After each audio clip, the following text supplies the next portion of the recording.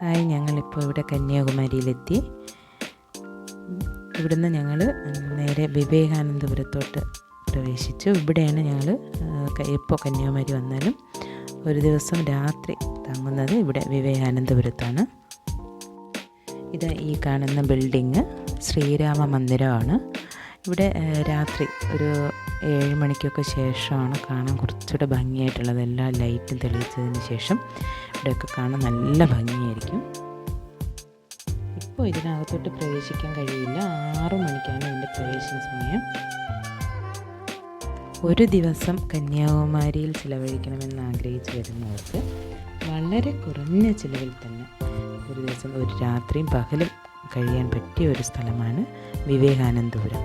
വലിയ കാശ് ചിലവൊന്നുമില്ല. കന്യാകുമാരിയിൽ വന്നിട്ട് പുറത്തൊരു ഹോട്ടലിൽ റൂം എടുക്കുന്ന അത്രയും വലിയ കാശ് ചിലവൊന്നും വിവേകാനന്ദപുരത്തുള്ള റൂം എടുക്കുന്നതിനാവില്ല. വളരെ കുറച്ച് കാശേ ആവുന്നുള്ളൂ. ഇവിടെ AC നോൺ AC റൂമുകളുണ്ട്, റൂം എൻട്രി ഉണ്ട്, അത്യാവശ്യം എല്ലാവിധ സൗകര്യങ്ങളുമുണ്ട്. ഈ വിവേകാനന്ദപുരത്തെ പ്രത്യേകത എന്തെന്ന് പറഞ്ഞാൽ എപ്പോഴും ഇവിടെ നല്ല ശാന്തമായ ഒരു അന്തരീക്ഷമാണ്. അധികം ഒച്ചപ്പാടോ ബഹളമോ ഒന്നും തന്നെ ഇവിടെ കേൾക്കാനില്ല. നല്ല എപ്പോഴും അങ്ങനെ തന്നെയാണ്. നല്ലൊരു അന്തരീക്ഷമാണ് ഇവിടെ.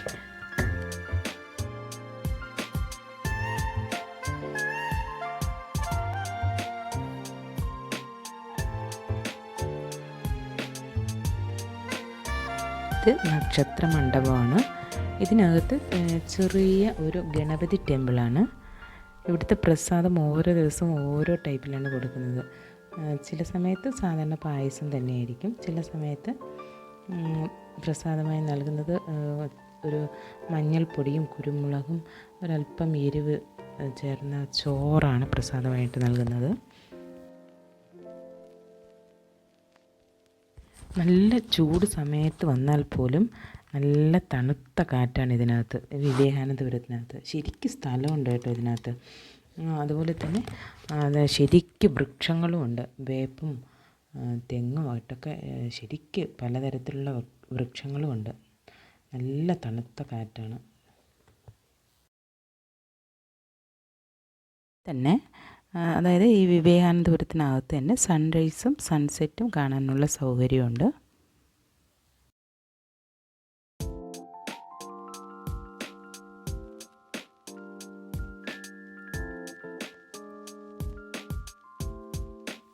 പിന്നെ ഇത് ഹോട്ടൽ ചിത്ര. ഇത് വിവേകാനന്ദപുരത്തിനകത്തുള്ള ഒരു ഹോട്ടൽ തന്നെയാണ്. ഇവിടെ നോൺ വെജ് ഒഴിച്ച് ബാക്കി എല്ലാ തരത്തിലുള്ള ഫുഡും കിട്ടും. മുമ്പ് ഇവരുടെ ഫാമുകളിൽ ലഭിക്കുന്ന ഉൽപ്പന്നങ്ങൾ ഉപയോഗിച്ചാണ് കൂടുതലിവിടെ പാചകം ചെയ്തിരുന്നത് ഈ ഹോട്ടലിൽ. പക്ഷേ ഇപ്പോൾ അതിൽ കുറച്ച് മാറ്റം വന്നിട്ടുണ്ടെന്ന് തോന്നുന്നു. അതേക്കുറിച്ച് അങ്ങനെ കൂടുതലായിട്ടൊന്നും അറിയില്ല. നോൺ വെജ് കഴിക്കാത്തവർക്ക് കന്യാകുമാരിയിൽ വന്നാൽ വിശ്വസിച്ച് കഴിക്കാൻ പറ്റിയ ഒരു ഹോട്ടൽ തന്നെയാണ് ശ്രീചിത്ര ഹോട്ടൽ വിവേകാനന്ദപുരത്തുള്ളത്. നല്ല വൃത്തിയുമുണ്ട്. ഇതിനകത്ത് ഒരുപാട് കെട്ടിടങ്ങളുണ്ട് ടൂറിസ്റ്റുകൾക്ക് വന്ന് താമസിക്കാനായിട്ട്. പിന്നെ ഇവിടെ സ്ഥിരം അന്തേവാസികളുമുണ്ട്. ഈ വലിയ ബഹുനില കെട്ടിടങ്ങളൊന്നുമല്ല, പിന്നെ ഇരുനില കെട്ടിടങ്ങളൊക്കെ ഉണ്ട്. കെട്ടിടങ്ങളൊന്നും അങ്ങനെ അടുത്തടുത്തല്ല, കുറച്ച് സ്ഥലം വിട്ടിട്ടിട്ടാണ്. ഇതിനകത്ത് ശരിക്കും സ്ഥലമുണ്ട്. അപ്പോൾ കെട്ടിടങ്ങളും അതിന് ഓരോരോ സ്ഥലങ്ങളിലായിട്ടാണ് ഇരിക്കുന്നത്.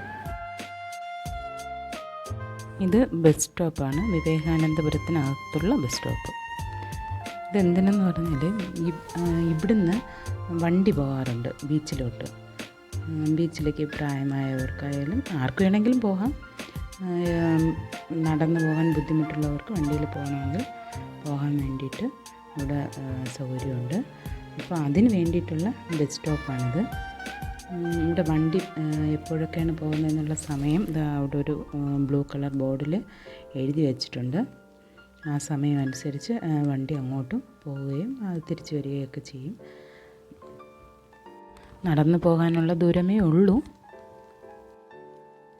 ഞങ്ങൾക്ക് ഈ ബിൽഡിങ്ങിലുള്ള ഒരു റൂമാണ് കിട്ടിയിരിക്കുന്നത്. വണ്ടി പാർക്ക് ചെയ്യാനൊക്കെ ആണെങ്കിൽ ഇഷ്ടംപോലെ സ്ഥലമുണ്ട്. ഇവിടെ റൂം എടുക്കുന്നവർ ഇവിടുന്ന് തന്നെ ഭക്ഷണം കഴിക്കണമെന്നൊന്നുമില്ല. പുറത്ത് ഹോട്ടലിൽ പോയി വേണമെങ്കിൽ ഭക്ഷണം കഴിച്ചിട്ട് വിവേകാനന്ദപുരത്ത് വന്ന് റൂം എടുക്കാവുന്നതാണ്. അതുപോലെ തന്നെ പുറത്ത് റൂം എടുക്കുന്നവർക്കും ഇവിടെ വന്ന് ഭക്ഷണം കഴിച്ചിട്ട് പുറത്ത് പോകാവുന്നതാണ്. അതിനും ഒരു കുഴപ്പമില്ല. ഇവിടെ വിവേകാനന്ദപുരത്തിൻ്റെ മറുവശം, അതായത് പടിഞ്ഞാറ് വശമായിട്ട് വരും, അവിടെയാണ് തിരുപ്പതി. പക്ഷെ മുമ്പൊക്കെ ഞങ്ങൾ ഇതുവഴി തന്നെയാണ് അങ്ങ് അപ്പുറത്ത് തിരുപ്പതിയിലോട്ട് പോകുന്നത്, കന്യാകുമാരി തിരുപ്പതി ക്ഷേത്രത്തിൽ. പക്ഷേ ഇപ്പോൾ അവിടെ ഗേറ്റ് ഇട്ടിട്ടുണ്ട്, അതിപ്പോൾ അവർ തുറക്കുന്നില്ല. അതുവഴി അങ്ങ് അപ്പുറത്ത് തിരുപ്പതിയിലോട്ട് പോകാൻ പറ്റില്ല. ഇപ്പോൾ ഒന്ന് കറങ്ങി വേണം പോകാനായിട്ട്. ചെറിയ ചാറ്റൽ മഴ ഉള്ളത് കാരണം കുടയും കയ്യിൽ വേണം, വീഡിയോയും ഒന്നും പിടിക്കാൻ പറ്റില്ല. അതുകൊണ്ട് നന്നായിട്ടൊന്നും കാണിക്കാനൊന്നും പറ്റുന്നില്ല. ഇവിടെ നടന്നു പോകുന്ന വഴിക്ക് ശരിക്കും മയിലുകളുണ്ട്, അവിടെ ആയിട്ട് കാണാം. അതിൻ്റെ ശബ്ദങ്ങളും കേൾക്കാം. നല്ല ഭംഗിയുണ്ട് ഇവിടെയൊക്കെ കാണാനായിട്ട്.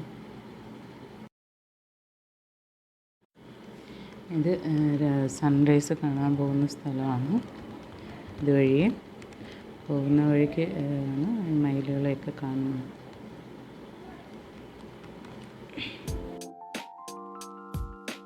ഞങ്ങൾ ഈ കാണുന്ന സ്ഥലമൊക്കെ വിവേകാനന്ദപുരം തന്നെയാണ്.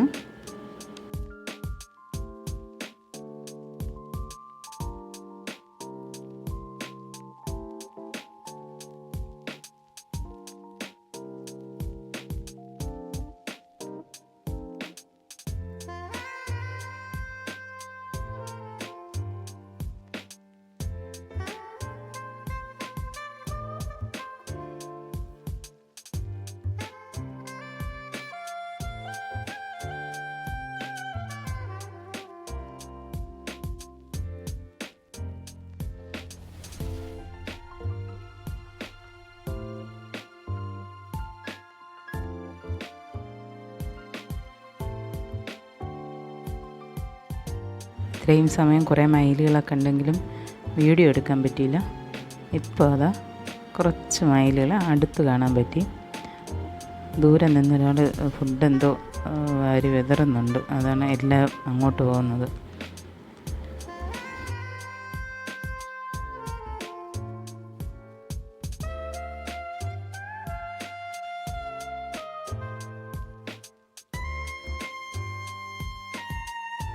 നിങ്ങൾ ഈ കാണുന്ന വീഡിയോ നിങ്ങൾക്ക് ഇഷ്ടപ്പെടുകയാണെങ്കിൽ ലൈക്ക് ചെയ്യാനും കമൻറ്റ് ചെയ്യാനും മറക്കരുത്.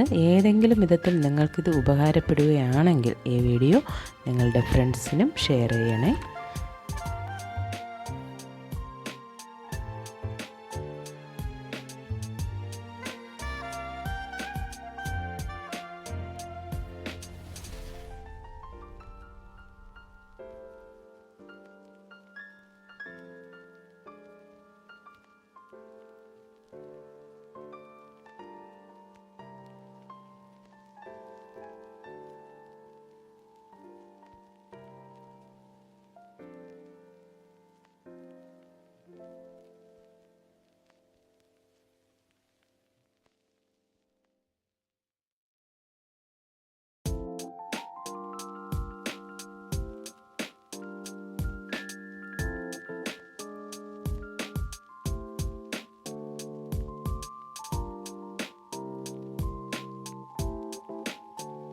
ഞാനിതാ ഇപ്പോൾ ഇവിടെ നിൽക്കുന്നത് വിവേകാനന്ദപുരത്തിൻ്റെ മതിലിനോട് ചേർന്നാണ്. താഴ്വശം ഇതാ കന്യാകുമാരി കടലിൻ്റെ തിര അതാ വന്ന് തട്ടുന്നുണ്ട്.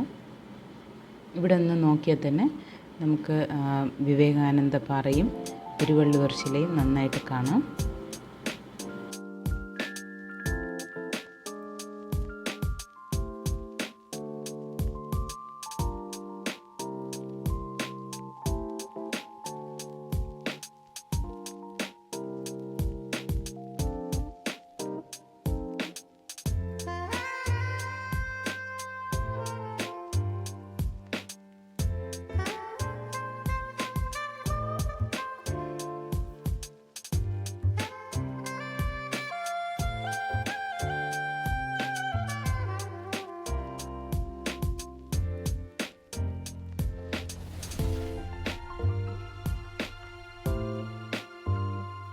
ഇവിടെ നിന്ന് നോക്കുമ്പോൾ ഇടതുവശത്ത് കാണുന്നത് തിരുപ്പതിയാണ്, കന്യാകുമാരി തിരുപ്പതി ടെമ്പിളാണ്.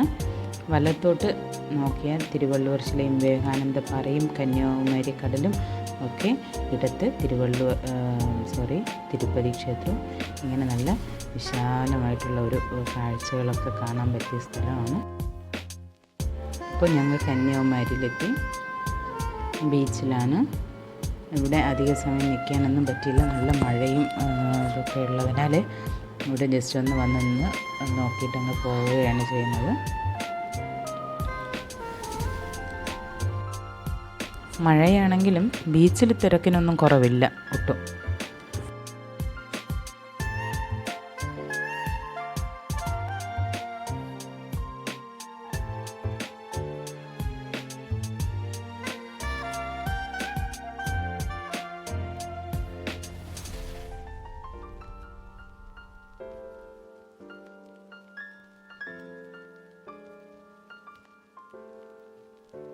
ഞങ്ങൾ രാത്രി വീണ്ടും വിവേകാനന്ദപുരത്ത് തിരിച്ചു വന്നു. ഇതിവിടെ ശ്രീരാമ മന്ദിരത്തിൽ ലൈറ്റൊക്കെ തെളിയിച്ചിട്ടുണ്ട്.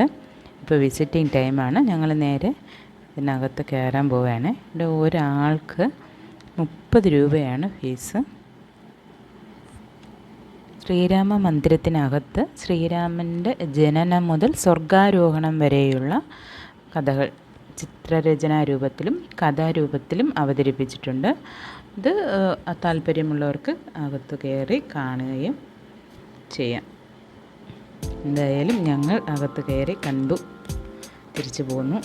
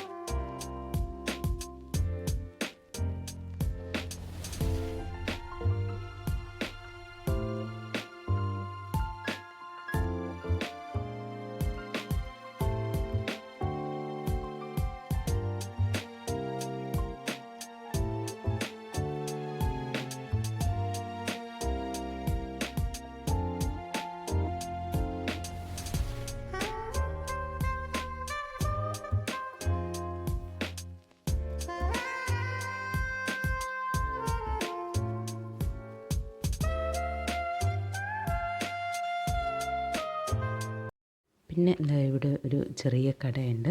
ഇവിടെ നമുക്കൊരു ചുക്ക് കോഫി കുടിക്കണമെന്ന് പറഞ്ഞാൽ തോന്നിയാൽ അപ്പോൾ അത് ഇവിടെ കിട്ടും. പിന്നെ രാവിലെ ഉള്ള ബ്രേക്ക്ഫാസ്റ്റ് ഒരുപാട് ഐറ്റങ്ങളൊന്നുമില്ല. പുട്ട്, പിന്നെ ഇഡ്ഡലി, ദോശ അങ്ങനെയുള്ളതൊക്കെ കിട്ടും. പിന്നെ ഈ നവധാന്യത്തിലുള്ള ലഡ്ഡു, അങ്ങനെ ഒരു പ്രത്യേകതരം കൂട്ടുകളൊക്കെ ഇവിടെ കിട്ടാറുണ്ട്. പിന്നെ പല ഉപ്പിലിടുകൾ, അങ്ങനെ ഈ നാട്ടുരുചികൾ, ചില നാട്ടുരുചികളൊക്കെ കിട്ടുന്ന ഒരു ചെറിയ ഒരു കട.